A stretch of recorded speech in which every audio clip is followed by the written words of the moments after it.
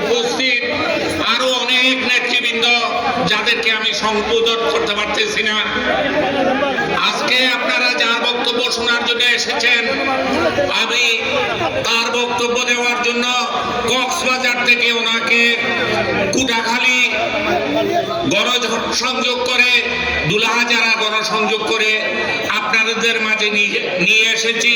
একটু সময় বিঘ্নিত হয়েছে আমাদের, আপনাদের কষ্ট হয়েছে, এটার জন্য আমি আপনাদের কাছ থেকে ক্ষমা চেয়ে নিচ্ছি। উনি 5 মিনিটের মধ্যেই স্টেজে চলে আসবেন এবং সরাসরি বক্তব্য দেবেন। প্রিয় সমাবেশ, আমার নেতা সালাউদ্দিন সাহেব, আগের কথা আমি বলবো না। উন্নয়নের কথা বলতে গেলে এই চকরিয়ায় উন্নয়ন যিনি দেখিয়েছেন তিনি সালাউদ্দিন সাহেব। কৃষকের উন্নয়ন, শ্রমিকের উন্নয়ন, শিক্ষার উন্নয়ন, স্বাস্থ্যের উন্নয়ন যিনি দেখাতে পেরেছেন তিনি একমাত্র সালাউদ্দিন আহমেদ। তিনি পেরেছেন এ কারণে যে কক্সবাজার জেলায় বাংলাদেশ স্বাধীন হওয়ার পর থেকে আমরা একমাত্র একজন মন্ত্রী পেয়েছি, তিনি সালাউদ্দিন আহমেদ। সেই সালাউদ্দিন আহমেদ বারবার নির্বাচিত হয়েছেন, আপনাদের বোর্ডে মন্ত্রী হয়েছেন বেগম খালেদা জিয়ার অনুগ্রহে।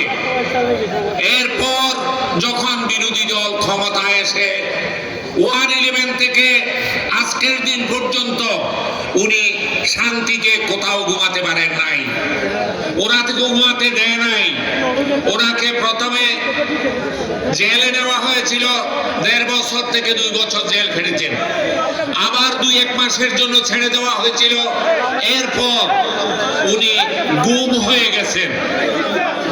গুম থেকে 2 মাস 1 দিন পর ওনাকে শিলংয়ের